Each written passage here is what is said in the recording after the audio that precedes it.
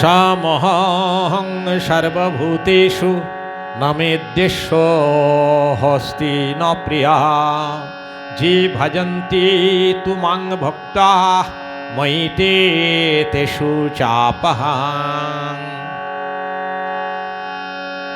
রাজযোগ রাজগুচ্ছ যোগের এই 29 নম্বর শ্লোকে ভগবান শ্রীকৃষ্ণ অর্জুনকে ডেকে বলছেন, আমি সর্বভূতকে সমান দেখি, কারো প্রতি আমার বিদ্বেষ নাই, আমার প্রিয় ও অপ্রিয় কেউ নাই, কিন্তু যারা ভক্তি সহকারে আমার ভজনা করেন আমি তাদের সঙ্গে থাকি এবং তারাই আমার সঙ্গে থাকেন।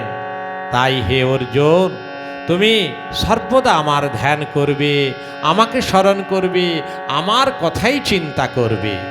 শুধু অর্জুন নয়, সারা বিশ্বের মানবগণকে ডেকে বলছেন যে আমি আমি আমি তোমাদের পাশেই আছি, যারা আমাকে ডাকে আমি তার পাশে পাশে থাকি, কোনো সন্দেহ নেই। হ্যাঁ, অপি চিতে সুদূরাচারো ভজতি মাম অনন্যভাক্ সাধুরেব সমন্তব্যঃ স্বাম জ্ঞাবসিত হি স্বাহা।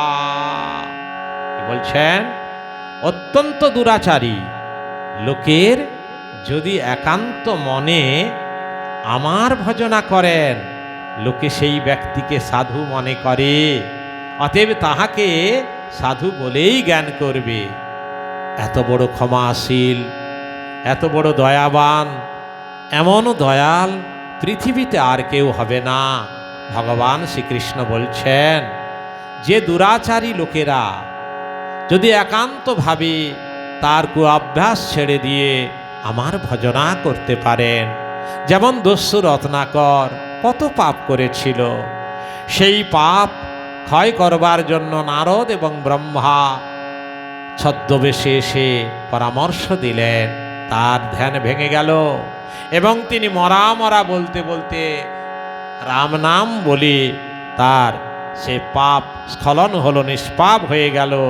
তাই ভগবান শ্রীকৃষ্ণ বলছেন, যতই দুরাচারী হোক, যদি একান্তে আমার ভজনা করেন, সেই তাকে তোমরা সাধু বলে জানবে।